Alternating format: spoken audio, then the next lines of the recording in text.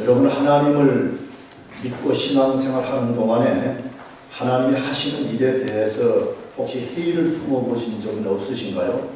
제가 몇 달 전에 던졌던 똑같은 질문을 다시 한번 던지는 것입니다. 여러분, 신앙생활하면서 혹시 하나님이 하시는 일이 도저히 납득이 되지 않아서 왜 하나님이 이렇게 하실까?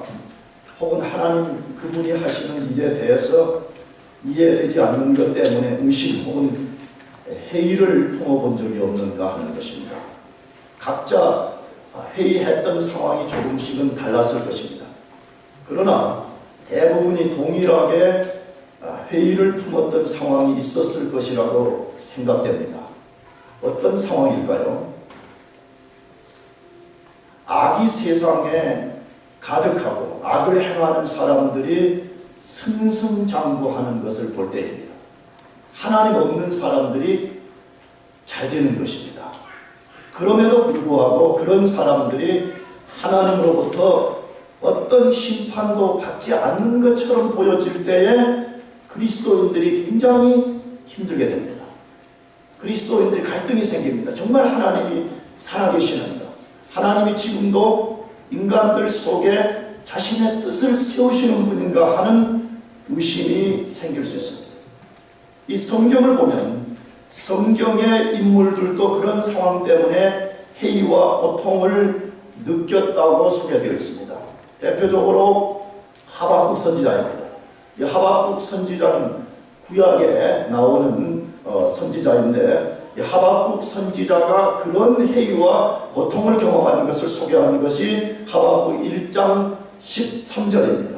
주께서는 눈이 정결하심으로 악을 참아보지 못하시며 패역을 참아보지 못하시거늘 어찌하여 괴유한 자들을 방관하시며 악인이 자기보다 의로운 사람을 삼키되 잠잠하시나이까 라고 되어 있습니다.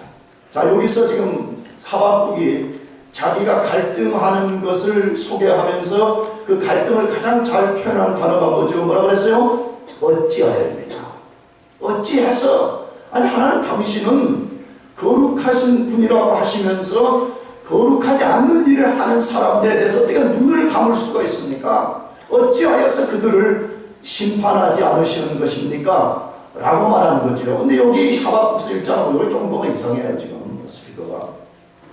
하박국서 1장을 보면 어찌하여라는 단어가 3번 나옵니다. 3절에 한 번, 13절에 한 번, 14절에 한 번 나옵니다. 그러므로 하박국이 이 상황에 대해서 굉장히 마음의 갈등과 회의를 품고 있었다는 것을 소개하는 것입니다.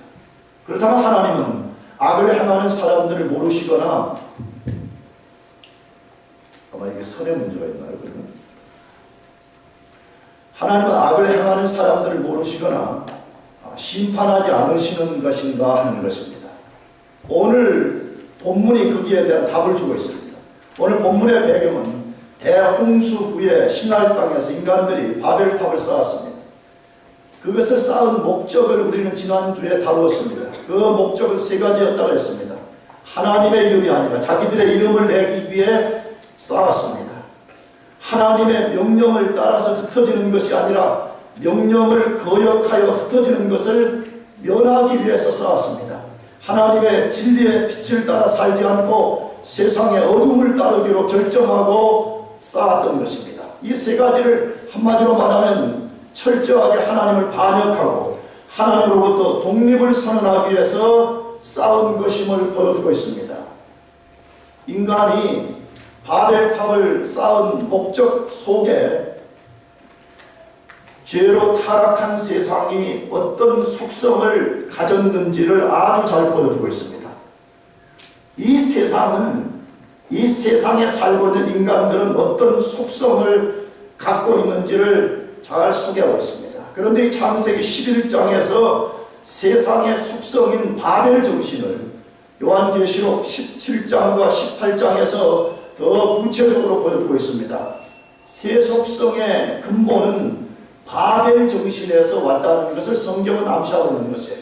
이 바벨탑을 쌓았던 사람들의 그 바벨이 다니엘서에는 실제 바벨론 나라라고 되어 있고 요한계시록 17장에 가서는 이 세상 나라를 바벨론이라 그렇게 비유를 들고 있는 것을 보면 이 바벨 정신과 이 세속성은 그 근원이 하나라고 하는 것을 증거하고 있는 것입니다. 그렇다면 세속성을 보여주는 요한계시록 17장 4절 5절에서는 그것을 뭐라고 묘사하는가를 잘 보십시다. 다 같이 읽어보겠습니다. 시작. 그 여자는 빛과 붉은 빛 옷을 입고 금과 보석과 진주로 꾸미고 손에 금장을 가졌는데 가증한 물건과 그 은행에 더러운 것들이 가득하더라. 그 이마에 이름이 기록되었으니 비밀이라 큰 바벨론이라 땅의 음료들과 가증한 것들의 어미라 하였더라. 자, 여기 나오는 그 여자가 누구라고 말하죠? 지금 그 밑에서 바벨론이라고 분명히 말했습니다. 그 여자가 누구냐?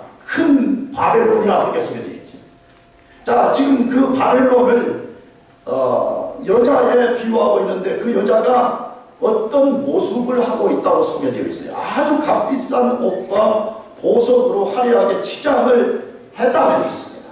그 겉모습이 화려하게 그지없고 그 겉모습이 너무 귀한 것들로 치장이 되어 있다라고 되어 있는데 안타깝게도 그 여인을 음료로 비유했다는 것이. 하나님이 보실 때는 그 여자, 다시 말하면 이 세상은 철저하게 음탕한 여자와 같은 그런 속성을 가지고 있다고 말하는 것이죠. 그런데 그 여자가 또 하나의 특성이 있다고 말하죠. 그 여자의 손에 금잔이 들려졌다 그렇게 되어 있습니다. 금 자체는 굉장히 귀한 거잖아요.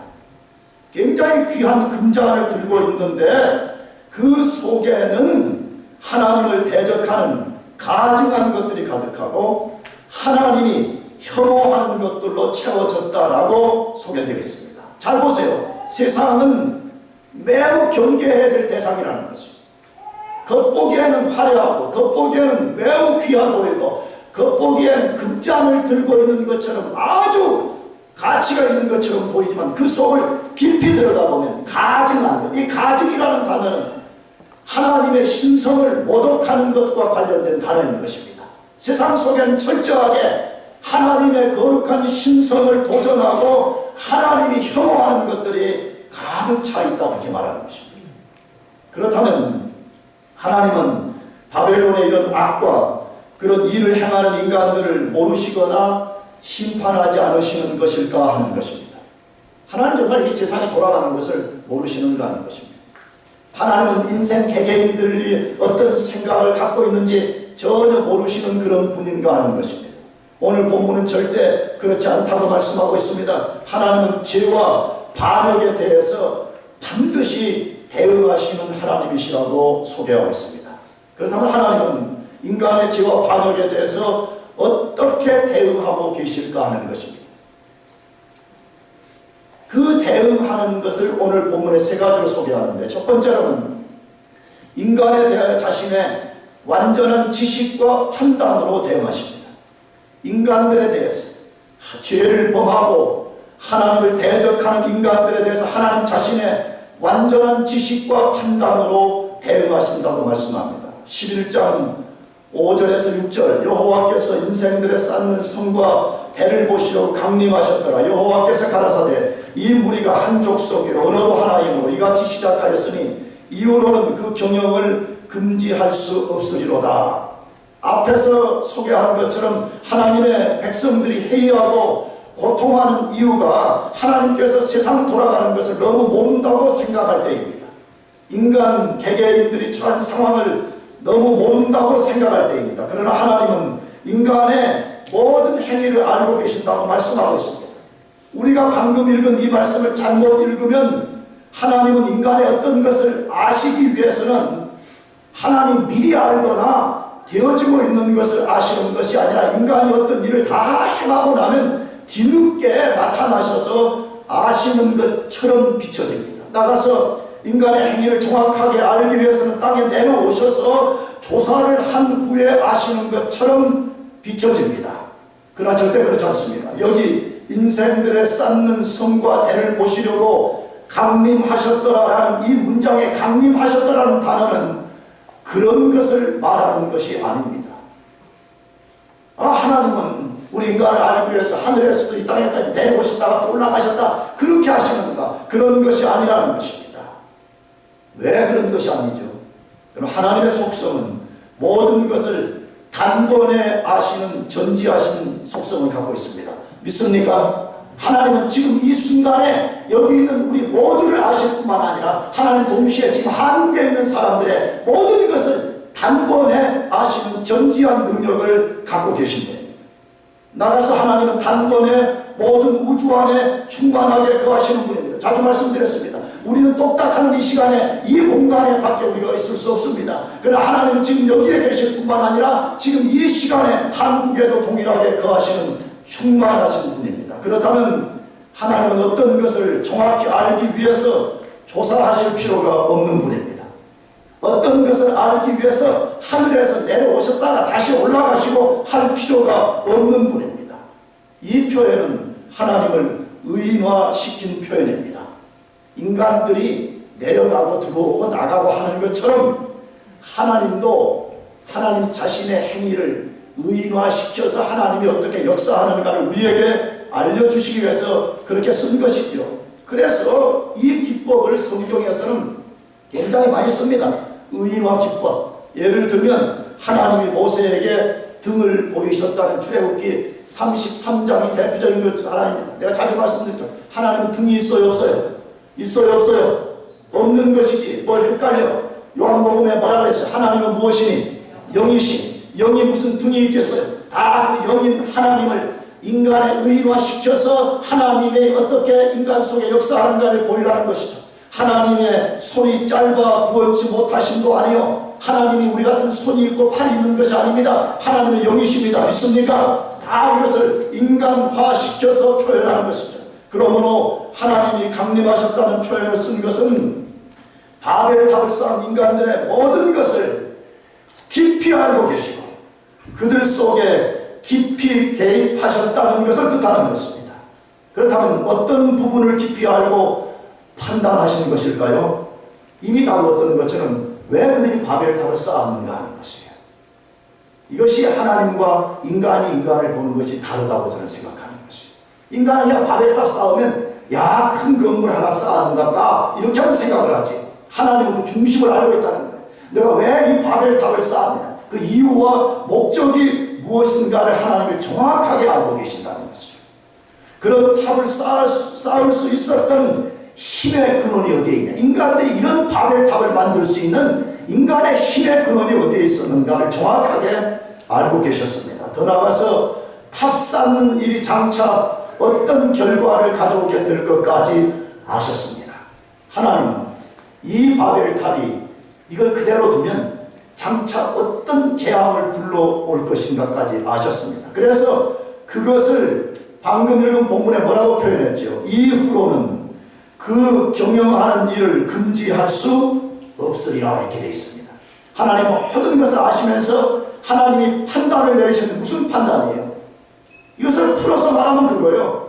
이거 지금 바벨탑 쌓는 거 금지시키지 않는다면 이후에는 이거 금지할 수 없다는 말이에요. 그렇다면 인간의 힘이 너무 강력해져서 하나님의 힘으로 막을 수 없다는 말입니까? 절대 그런 말이 아닙니다. 하나님 능치 못하심이 없습니다. 믿습니까? 우주를 창조하신 분이 그까지 바벨탑 하나를 왜 못 무너뜨리겠어요? 이 말은 그것이 하나님 힘으로 무너뜨릴 수 없다는 말이 아니라 인간이 상상할 수 없는 하나님의 진노를 불러온다는 거예요. 바벨탑을 쌓도록 그냥 두면 점점점 바벨탑을 쌓아가지고 그 바벨탑이 높아지는 것처럼 인간이 계속 교만해져가지고 하나님을 대적하게 되는 더 큰 진노, 더 큰 심판을 불러와서 인간이 감당할 수 없는 비극적인 상황에 떨어진다는 것을 선언하는 것이에요. 그래서 하나님은 인간이 하는 그 일이 장차 어떤 비극을 가져올 것인가까지 다 알고 판단하셨다라고 성경은 말씀하고 있는 것입니다. 그래서 하나님이 탑 쌓는 일을 중단시키기로 하시는 것입니다. 이 속에 뭐가 들어있어요? 작은 심판이 더 큰 심판을 막는 하나님의 방법임을 알 수가 있습니다. 여러분, 우리가 살아온 대로 우리는 저주의 심판을 받지 않지만 심판의 카테고리 안에는 징계를 받을 때가 있습니다. 그리스도인 때로 징계를 받습니다. 흔히 그걸 넓은 의미로 심판받는다 그렇게 말하잖아요. 왜 하나님이 심판과 징계를 그리스도인에게 내리시는 거예요? 여러 이유가 있지만 오늘 본문과 관련해서 보면 이 징계를 통해서 앞으로 더 큰 심판을 피하라는 것이 그거예요. 이걸 못 깨달아요. 인간들이 그걸 깨닫지 못하고 자기 길을 가는 거예요. 바벨탑을 쌓았던 사람들처럼 자기 길을 가다가 비극적인 상황에 떨어지는 사람들이 얼마나 많은지 모릅니다. 사랑하는 교회 여러분, 하나님은 모든 것을 다 알고 계시는 정지하신 분입니다. 역대상 28장 9절 하반절에 말씀합니다. 여호와께서는 묻 마음을 감찰하사 모든 사상을 아시나니 하나님의 눈을 피할 수 있는 것은 아무것도 없습니다. 하나님은 심지어 우리 혀의 말을 아실 뿐만 아니라 이 말을 만들어내는 인간의 사상까지 다 알고 있다는 거예요. 하나님 다 알아요. 하나님 없다고 말하고 하나님 대적하는 사람들의 그 어둠과 반역과 패역한 사상이 무엇인가를 하나님이 정확하게 알고 있다는 거죠. 제가 말씀드렸죠. 이건 제가 만든 이야기가 로마서 3장을 보세요. 사람들이 하나님 없이 사는 것을 대단하게 여기고 하나님 믿는 사람을 바보처럼 여기는 세상 사람들 굉장히 많잖아요. 그러나 성경은 그런 사람들은 이 세상에 가장 불행한 사람이라고 말해요. 왜 그렇죠? 하나님 버려버렸기 때문에 그래요. 하나님 버린 사람이라고 그래요. 그냥 하나님이 자기의 타락한 예본성을 따라 살도록 그냥 버리는 거예요. 그냥 내 마음대로 살아라. 여러분, 우리가 이 자녀들 키워보면 그 자녀들이 축복이 뭐예요? 잘 사랑해주고 또 잘못하면 부모가 자기 자식이니까 회초리 들어서 바른 길 가도록 아프지만 때려주잖아요. 왜? 자기 자녀니까.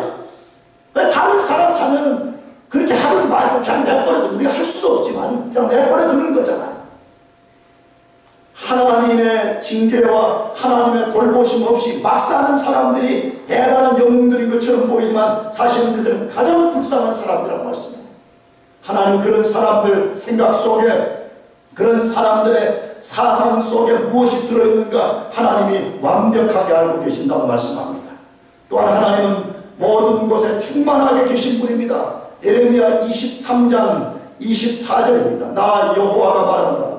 사람이 내게 보이지 아니하려고 누가 자기를 은밀한 곳에 숨길 수 있겠느냐. 나 여호와가 말하노라. 나는 천지에 충만하지 아니하냐. 하나님은 천지에 충만하신 분입니다. 믿으시기 바랍니다. 그러면 하나님의 눈을 어떻게 피할 수가 있냐는 것이죠. 그래서 종교개혁자들은 라틴어 호람데오, 우리 하나님 앞에 있다는 사상, 하나님의 거룩한 눈빛 앞에 있다는 이 사상을 가졌기 때문에 최선을 다해서 공부하고 최선을 다해서 자기 직업의 소명을 완수해내고 하나님의 눈빛 앞에 있었다는 걸 알았기 때문에 죄와 타협하지 않고 때로는 필요하다면 순교의 제물이 되어서 사라졌다는 것이에요. 이걸 안 믿는 것이에요. 하나님은 저 부말리 저 우주 끝에 어디에 보좌를 틀고 거기 계시겠지 이렇게 생각하는 것이에요. 성경은 이렇게 말씀하잖아요. 나 여호와가 말하노라. 나는 천지에 충만하지 아니하냐라고 말씀합니다. 여러분, 하나님이 모든 것을 알고 계심을 믿으시기 바랍니다. 때로 우리가 살다가 보면 하박국처럼 하나님 어찌하여 라는 탄식이 나올 때 있어요. 인간이기 때문에 이해합니다. 그러나 그런 탄식의 상황을 하나님이 다 알고 계신다는 것을 의심 없이 믿어요. 하나님 아실 뿐만 아니라 하나님 자신 판단해. 이 상황을 내가 어떻게 이끌어 가실 것인가 하는 모든 것을 판단하시는 분임을 우리는 의심 없이 믿어야 돼요. 그러므로 그리스도인들은 경험으로 사는 것이 아니에요. 그리스도인들은 아까 우리 진 집사님이 기도했지만 자기 지혜로 사는 사람들이 아니에요. 우리는 하나님의 그 신실한 성품을 믿고 살아가는 사람들이에요. 두 번째로 인간의 죄와 반역에 대해서 하나님이 어떻게 대응하시는가 하는 것이에요. 인간에 대하여 자신의 분명한 결정과 심판으로 대응하십니다. 하나님이 제일 먼저는 자기 지식을 가지고 판단해요. 그런 두 번째 스텝은 뭐라고요? 그것을 어떻게 다룰 것인가 결정하고 필요하다면 하나님이 심판으로 대응하신다고 말씀합니다. 11장 7절 8절 자 우리가 내려가서 거기서 그들의 언어를 혼잡게 하여 그들로 서로 알아듣지 못하게 하자 하시고 여호와께서 거기서 그들을 온 지면에 흩으신 거로 그들이 성 쌓기를 그쳤더라. 하나님이 인간들의 반역적 행위를 알고 판단하신 후에 거기에 대응하는 조치를 취하고 계심을 보여주고 있습니다. 그 조치가 무엇입니까? 제일 먼저는 하나님이 뭐라고 선언했죠? 자, 우리가 자 자, 우리가 그냥 뭐 이럴 때, 자, 하자 이제 렛츠고 하는 식으로 말해요. 자, 우리 해보자. 하나님도 자, 우리가 영어 성경에는 come 이렇게 돼 있어요. 어떤 일을 시작하자라고 부추기는 거죠. 풀어서 말하면 자, 우리가 이 일을 하자라고 하는 것이죠. 그런데 여기 자, 우리가라고 했습니다. 복수를 쓴 이유는 무엇이죠? 하나님은 무슨 일체 하나님이에요? 삼위일체 하나님. 성부와 성자와 성령으로 계시는 하나님, 이걸 분명하게 알고 있어야 됩니다. 자꾸 이단에 속고 거짓 사이비에 속는 이유가 뭐냐? 삼위일체 하나님에 대한 이해가 없어서 그런 것입니다.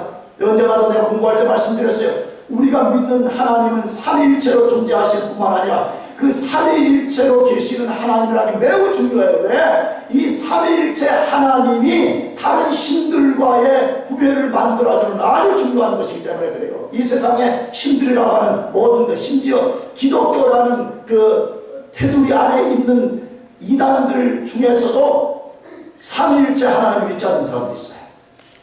하나님의 존재 원리인 삼위일체 존재 원리는 우리가 믿는 하나님 혹은 어떤 사람들이 하나님이라고 소개하는 그 하나님이 진짜인가 아닌가를 구분하는 아주 중요한 기준이 되는 것입니다. 성부와 성자와 성령 하나님이 자, 우리가 라고 말씀하셨습니다. 여러분, 이 말씀은 무엇에 대한 대응이에요? 이것은 탑을 쌓기 위해 인간들이 3절 4절에서 했던 것에 대한 대응입니다. 그 인간들도 뭐라고 그랬어요? 서로에게 뭐라고 그랬죠? 자라고 했다고 되어 있어요. 자, 우리가 탑을 쌓자. 인간들도 인간을 부추겼어요. 우리가 탑을 쌓아서 하나님을 대적하자. 자! 라고 인간들이 선언한 것에 대해서 하나님도 자, 우리가 하자라고 대응하고 있음을 소개하고 있습니다. 또 하나님은 인간들이 탑을 쌓는 곳으로 뭐 하자 그랬죠? 내려가자라고 말씀하셨습니다. 여러분, 이것은 뭐에 대한 대응이에요? 인간들이 4절에서 탑을 쌓아서 뭐라 그랬죠? 어디에 닿자? 하늘에 닿게 하자. 우리는 올라가자. 우리는 신에게 올라가자 라고 한 결정에 대한 대응이었습니다. 그리고 9절에서 그들을 온 지면에 흩으셨더라라고 되어 있습니다. 무엇에 대한 대응입니까? 인간들이 하나님의 분명히 온 땅에 흩어져서 충만케 하라고 말씀하셨음에도 불구하고 그들은 온 지면에 흩어짐을 면하자고 선언한 것입니다. 이것에 대한 대응이 하나님이 그들을 온 지면에 흩으셨더라라고 되어 있습니다. 여러분, 역사를 알아야 됩니다. 역사는 여러 가지로 정의를 내립니다. 사람들이 역사는 뭐다. 근데 저는 역사는 하나님이 인간 삶에 깊이 개입한 흔적이라고 저는 생각합니다. 역사는 그냥 흘러가는 것 같지만 절대 그렇지 않습니다. 그 역사 속에 주인 되신 하나님이 역사를 주관하시고 움직이면서 남겨둔 흔적입니다. 그래서 어떤 신학자들은 역사를 이 히스토리라는 단어를 히스스토리, 그의 이야기라는 것이에요. 정말 그래요. 히스토리는 역사라는 영어 단어 두 개가 조합되는 거죠. 히스와 스토리. 그의 이야기예요. 그분의 이야기예요. 누구 이야기? 하나님 그분의 스토리라는 것입니다. 하나님은 인간의 삶에 깊이 개입하시는 분입니다. 하나님 인간의 삶에요. 깊이 개입하시는 분이라고 말씀해요. 하나님이 인간의 삶에 개입하여서 어떻게 성 쌓는 것을 중단시키셨습니까? 오늘 본문에 뭐라 그랬죠? 언어를 혼잡케 하여 서로 알아듣지 못하게 하자 이렇게 되어 있습니다. 그 바벨탑을 쌓지 못하게 만드는 하나님의 방법이 언어를 어떻게 만들어버려요? 혼잡하게 만든다는 것이에요. 자, 그렇다면 질문이 하나 생겨요.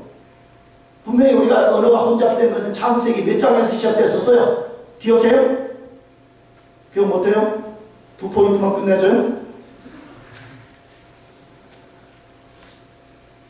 그만해야지. 그 자꾸 봄이에 봄이 비디오까지 이제 녹음된다. 봄이야.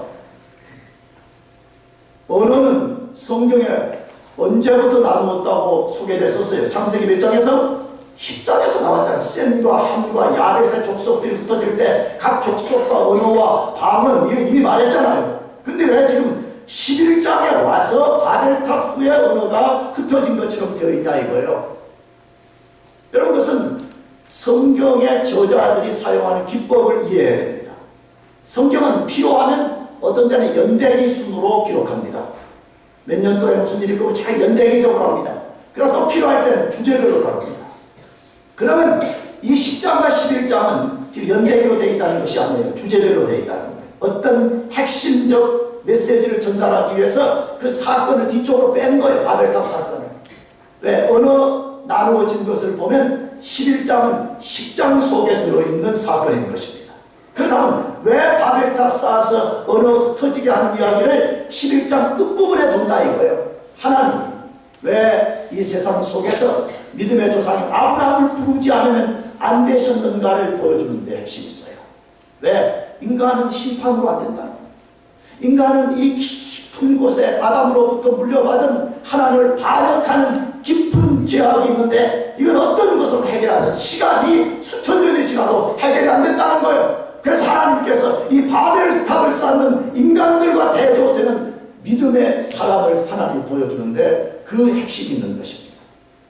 그래서 하나님이 언어를 혼잡케 하심으로써 바벨탑 쌓는 것을 중단시켰다고 했습니다. 아마 우리가 상상해 볼 수 있죠. 높은 꼭대기에서 탑을 쌓고 올라가는데 위에서 야 밑에 내려가가지고 벽돌 좀 가져와 그렇게 하는데 이 사람 물 한 바가지 들고 무슨 말인지 못 알아들었어. 웃기지도 않군요.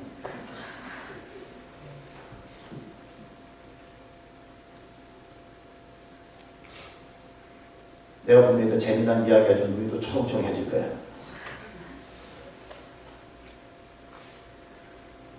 서로 대화가 통하지 않으니까 공사를 진행할 수 없게 되는 것입니다. 우리는 정확하게 모르지만 상상할 수 있잖아요. 거기는 대아비규환이 일어났을 거예요. 굉장한 같은 탑을 쌓았던 사람들끼리 굉장한 전쟁이 벌어졌을 가능성도 있습니다.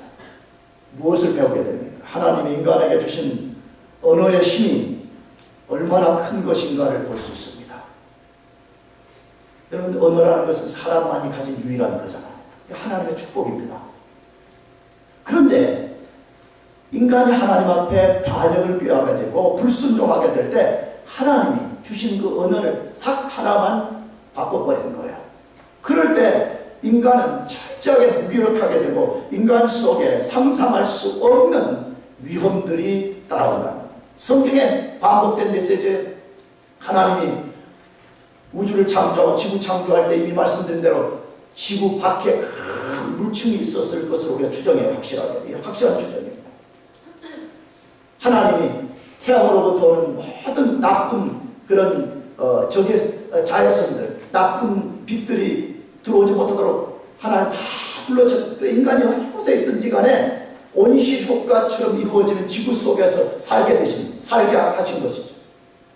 그런데 인간이 불순종하게 되는데 하나님이 그 물층을 터뜨려버리니까 어떻게 됐어요? 그 물층이 심판의 도구가 됐습니다. 오늘도 그렇습니다. 하나님 우리에게 주신 그 수많은 축복들이 있는데 우리가 불순종하고 하나님을 거역하게 되면 축복이 때로 심판의 도구가 된다는 것을 우리들에게 소개하는 것입니다. 하나님이 인간의 언어를 혼잡게 하시는 것은 분명히 인간의 악에 대한 심판입니다. 그런데 이 심판이 독특합니다. 이 심판을 인간들에게 직접적으로 하지 않으셨다는 것입니다. 성경을 잘 보세요. 바벨탑을 쌓은 인간들, 하나님이 대적한 것입니다. 그렇다면 하나님이 직접 바벨탑을 쌓은 인간들을 직접 죽여버릴 수 있잖아요. 그렇게 하지 않았습니다. 그들이 사용한 언어를 혼잡게 하시는 간접적 심판의 방법을 선택하셨습니다. 왜 그러셨을까요? 왜 하나님은 자신을 반역하는 인간들을 직접 죽여버리지 않고 왜 인간들의 언어를 혼잡하게 만들었을까 하는 것입니다. 하나님은 심판 중에도 자비를 베푸시는 분임을 소개하는 것입니다. 하나님은 인간이 하나님을 대적한 만큼 심판하지 않으셨습니다. 만일 인간이 하나님 대적한 만큼 심판을 받고 인간이 죄를 지은 만큼 하나님 앞에 심판을 받는다면 한 사람도 남아있는 사람이 없었을 것입니다. 아담이, 가인이, 라멕이 다 죽고 말았을 것입니다. 그러나 성경을 잘 보세요. 그들이 하나님의 턱 밑에 반역의 칼을 겨누었지만 하나님은 아담을 심판할 때 자비를 베풀어 주셨습니다. 가인을 심판할 때도 자비를 베풀어 주셨습니다. 라멕을 심판할 때도 하나님이 자비를 베풀어 주셨습니다.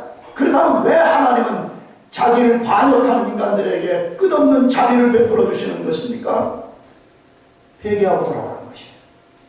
회개하고 너의 본래의 자리로 돌아가라는 것이에요.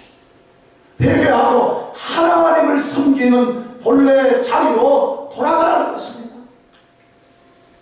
여러분, 하나님은 오늘도 우리들에게 우리의 옛 죄를 기억나게 하고 우리가 어떻게 사는 것이 바른 것인가에 많은 흔적들을 남겨놓았습니다.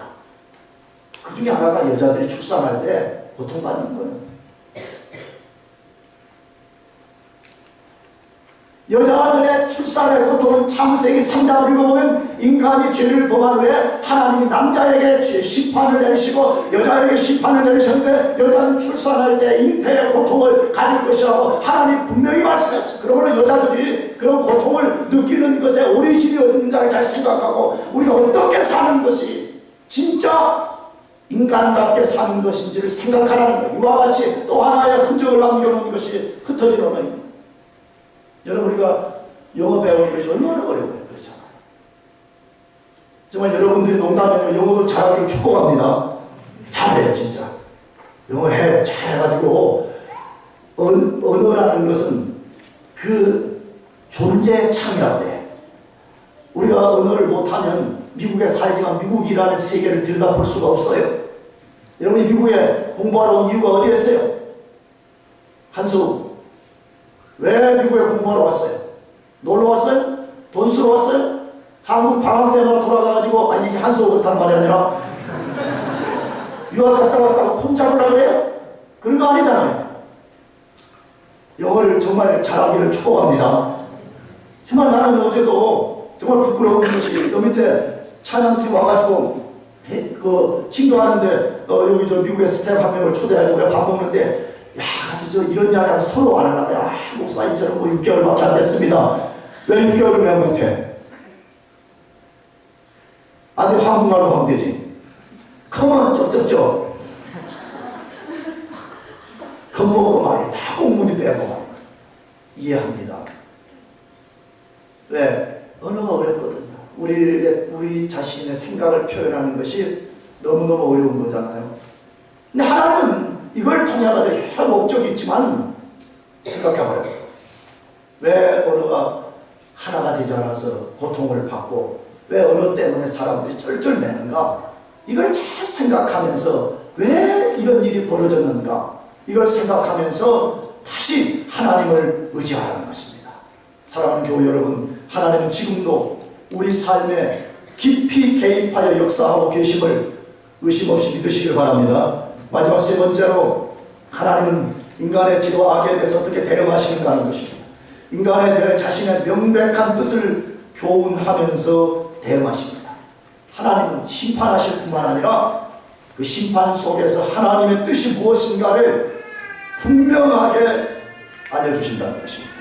11장 8절 9절 말씀, 여호와께서 거기서 그들을 온 지면에 흩으신 곳 그들이 성 쌓기를 그쳤더라. 그러므로 그 이름을 바벨이라 하니 하나님께서 거기서 온 땅에 언어를 혼잡게 하셨습니다. 여호와께서 거기서 그들을 온 지면에 흩으셨더라. 하나님은 바벨탑을 쌓는 인간의 심판을 통해서 자신의 뜻이 무엇인가를 아주 명백하게 지금 나타내주고 있습니다. 그 뜻이 무엇이에요? 오늘 본문에 보면 그 뜻을 한 서너 가지 우리가 유추할 수가 있는데, 첫째로는 하나님만이 역사와 인생들의 모든 것을 주관하는 분이심을 증거하고 있습니다. 바벨탑을 쌓은 인간들의 반역을 중단시키는 일을 그 누구도 할 수 없었습니다. 하나님께서 알고 결정하시고 개입하실 때 중단시킬 수 있었습니다. 그래서 11장 5절에서 11절까지를 보면 이 모든 일을 하신 분이 누구인가를 소개할 때 여호와라고 되어 있습니다. 그래서 거기 보면 여호와라는 말이 4번에 걸쳐서 소개되고 있습니다. 인간들이 반역을 꾀하는 역사를 만들어내지만 그 역사의 모든 이니셔티브를 쥐고 주관하시는 분이 여호와 하나님이시라는 것을 소개하고 있습니다. 하나님은 만물의 주권자이십니다. 믿습니까? 사무엘상 2장 6절은 말씀합니다. 여호와는 죽이기도 하시고 살리기도 하시며 음부에 내리기도 하시고 올리기도 하시는도다. 여러분, 하나님은 우리 인생의 모든 것을 주관하시는 분인 것을 정말 믿어야 됩니다. 하나님만이 죽음과 생명을 주관하시고 낮추고 높이는 모든 것이 하나님의 주권 속에 있다고 말씀하고 있습니다. 여러분, 우리가 살고 있는 이 펜실베니아 주의 새가 뭔지 알고 있어요? 새? 펜실베니아 주의 새는 러퍼드 그로스라는 새입니다. 러퍼드 그로스. 근데 우리 한국말로 하면 목도리 내조 이렇게 번역되어 있어요. 아주 어려운 말, 한국말이 더 어려운 것 같아요. 목도리 내조. 난 솔직히 보지는 못했어요. 근데 이 새가 펜실베니아 대표적 주새가 되는 긴 스토리가 있어요. 이 새 이름은 청교도 시대 때부터 지어진 것인데, 청교도들이 이 펜실베니아를 개척하고 여기 와서 농사를 지어가지고 엄청나게 이제 가을이 돼서 황금 들판이 된 겁니다. 근데 메뚜기 떼가 급습을 해가지고 아무리 가서 인간들이 그 당시에 청교도들이 가서 메뚜기 떼를 쫓아낼 수 없는 너무 많은 메뚜기 떼가 급습을 해가지고 황금 들판을 완전히 싹쓸이할 그런 위기에 있었던 것입니다. 사람들이 매일 나가서 메뚜기 떼 쫓는 것이 일이었습니다. 낮에 막 메뚜기를 쫓고 있는데 갑자기 주일도 아닌데 교회 종소리가 땡그라고 들린 것입니다. 들판에 있던 사람들이 깜짝 놀라요. 이게 뭔 소리지? 봤더니 한 사람이 교회 종탑에 올라가고 막 종을 치고 있는 것이죠. 근데 그 사람이 소리쳤어요. 여러분들 다 모이라. 우리가 아무리 메뚜기 떼를 쫓아내려고 할 수가 없잖아요. 우리 힘으로는 불가능하니까 우리가 메뚜기 떼를 쫓을 것이 아니라 하나님께 기도를 합시다. 그래서 거기 있는 사람들이 하나님께 메뚜기 떼를 쫓게 해달라고 기도하기 시작했어요. 놀라운 것은 하나님이 셀 수 없는, 정말 셀 수 없는 이 러퍼드 그로스라는 새를 셀 수 없이 보내신 것입니다. 그래서 그 새들이 와서 메뚜기들을 전부 다 먹어버리고, 심지어는 배부른 이 새들이 거기다 배설물을 막 갈겨 놓은 것입니다. 그리고 배설물이 거름이 돼가지고 다음 해까지 풍년이 된다는 것이에요. 그래서 그 당시에 사람들이 이제부터 우리 펜실베니아 주새는 러퍼드 그로스로 하자 이렇게 정해서 이게 펜실베니아 주새가 된 것입니다. 여러분, 이 속에 뭘 보여줘요? 하나님은 새까지도 주관하신 분입니다. 믿습니까? 마태복음에 참새 한 마리가 땅에 떨어지는 것이 하나님의 허락이 없으면 떨어질 수 없다라고 분명히 말씀했습니다. 하나님은 모든 것을 주관하시는 분인 것입니다. 나가서 바벨탑을 무너뜨리는 이 심판 속의 교훈이 무엇입니까? 교만한 인생은 반드시 하나님의 심판을 받는다고 증거하는 것입니다. 교만한 인생은 반드시 하나님의 심판을 받는다는 것입니다. 자신들의 이름을 내기 위해서 바벨탑을 쌓았던 사람들은 당시에 유명한 사람들이 틀림없었을 것입니다. 상상해보세요. 고대 당시에 그런 거대한 마누먼트를 쌓는 사람들이, 돈도 없는 사람들이 할 수 있었겠어요? 사람을 모빌라이제이션 할 수 있는 능력이 없는 사람들이 그런 것을 할 수 있었겠어요? 이 사람들은 분명하게 네피림의 후손들이고 니무롯의 후손들로서 아주 유명한 사람들이었을 것입니다. 그러나 그런 사람들의 이름은 성경에 단 한 명도 언급되지 않고 있다는 사실인 것입니다. 생각해보세요. 세상적 관점에서 보면 바벨탑을 쌓았던 사람들의 이름이 기록되어 있을 때 한 사람도 그런 사람들이 기록되어 있지 않다는 거예요. 하나님은 교만한 사람을 기억하지 않습니다. 하나님은 교만한 사람들을 다 쓸어버리신다는 것이에요. 그래서 베드로전서 5장 6절을 말씀합니다. 그러므로 하나님의 능하신 손 아래서 겸손하라. 때가 되면 너희를 뭐하시리라? 높이시리라. 하나님이 베드로 사도를 통해서 분명히 말씀합니다. 하나님의 능하신 손 아래서 겸손하라. 때가 되면 너희를 높이실 것이라 라고 말씀합니다. 여러분, 이 말씀을 기억해요. 이 말씀에 끝까지 읽어보게 되면 젊은 자들아 장로들에게 순복하고 그렇게 돼 있어요. 무슨 말이에요? 여기 장로들은 그냥 교회에, 우리 장로교회 장로 직제를 가진 장로를 말하는 것이 아닙니다. 엘더라고 되어 있는 거기서 나이 많은 사람들입니다. 근데 젊은 사람들아 무슨 말이에요? 젊은이들의 특성이 뭐예요? 교만한 것입니다.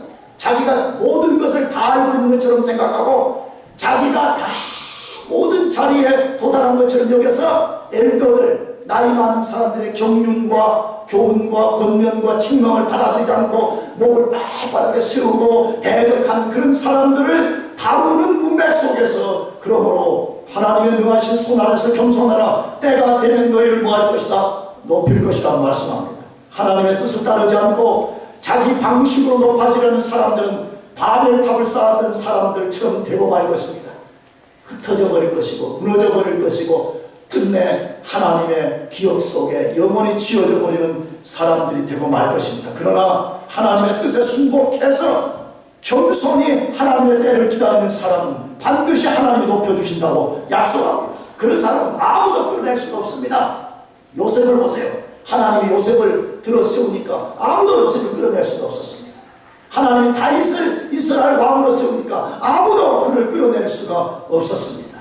창세기 11장에서 바벨탑을 쌓았던 유명한 사람들과 셈의 후손이면서 무명의 아브라함을 통해서 그 진리를 보여주고 있잖아요. 그 위대했던 바벨탑을 쌓은 사람들은 이름도 없이 사라져버렸습니다. 그러나 그 사람들이 봤을 때 이름도 없었던 아브라함이라는 사람은 성경에 기록되어서 영원히 그의 이름이 증거되고 있다고 말씀하고 있는 것입니다. 시편 37편 9절이 하는 말씀합니다. 대저 행악하는 자는 끊어질 것이나 여호와를 기대하는 자는 땅을 차지하리로다. 잠시 후에 악인이 없어지리니 내가 그곳을 자세히 살필지라도 없으리로다. 여러분, 하나님을 기대하고 살아요. 할렐루야. 악을 쫓는 사람들은 땅을 차지하지 못하고 심지어 악인이 득세해서 영원히 그들이 권세를 누릴 것 같이 보이지만 잠깐 후면 없어져 버리고 우리가 악인들 어디 갔지? 라고 자세히 살펴보는데도 그들을 발견할 수가 없다고 성경이 말씀하고 있습니다. 세 번째로는 하나님의 뜻을 거역하는 일은 그 결과가 항상 혼잡으로 드러나게 된다는 것이에요. 바벨탑과 관련된 두 단어가 그것을 증거하고 있습니다. 혼잡과 흩어짐입니다. 바벨의 히브리 이름은 신들의 문이라고 제가 지난주에 소개했습니다. 그런데 바벨이라는 히브리어 원래 사운드, 그 소리에서 나온 뜻이 혼잡이라는 뜻입니다. 성경은 상징적으로 어떤 것을 드러내는 것을 아주 자주 사용합니다. 여기 바벨은 혼잡이다, 그 말은 무슨 말이에요? 인간이 하나님의 뜻을 거역하고 그 거역한 속에서 어떤 일을 시작하게 되면 그 결과가 바벨의 소리음처럼 혼잡을 만들어낸다는 것입니다. 혼잡한 결과는 절대 하나님이 원하시는 것이 아닙니다. 여러분, 하나님의 속성을 잘 보세요. 하나님은 천지를 창조하셨던 일장의 모습만 봐도 질서정연합니다. 큰 공간을 만드시고 그 공간 안에 작은 내용물들을 채워넣는 아주 질서정연한 방법으로 만물을 창조하셨습니다. 나가서 그 속에 살고 있는 우리 인간들에게도 질서를 따라 살라는 거예요. 근데 그 질서가 뭐죠? 하나님의 뜻입니다. 하나님의 방법을 따라서 살아가는 것입니다. 그런데 인간들이 하나님의 뜻을 거역하고 혼잡과 파괴를 만들고 있는 것입니다. 지금도 동일한 것입니다. 혹시 여러분 속에 계속 뭔가 하려고 하는데도 삶이 혼잡스럽고 되는 것이 없고 무너진다면 점검해 볼 필요가 있어요. 나는 정말 지금 하나님의 뜻을 따르고 있는가? 아니면 나는 하나님의 뜻을 거역하고 내 지혜와 내 방법을 따르는지를 잘 점검해 볼 필요가 있습니다. 하나님은 사도 바울을 통해서 우리에게 마지막으로 권면합니다. 고린도전서 14장 다 같이 읽어보겠습니다. 하나님은 어지러움의 하나님이 아니라 오직 화평의 하나님이시죠. 그리고 하나님 우리에게 무엇을 원하고 있어요? 하나님 말씀에 순종하고 하나님이 주신 질서 속에서 살아가기를 원하고 있습니다. 하나님 뜻을 거역하고 바벨탑을 쌓았던 사람들처럼 살면 혼잡하게 된다는 것이에요. 그러므로 하나님의 뜻을 잘 기억하고 우리 모두가 하나님의 뜻에 순종해서 살아가기를 축복합니다.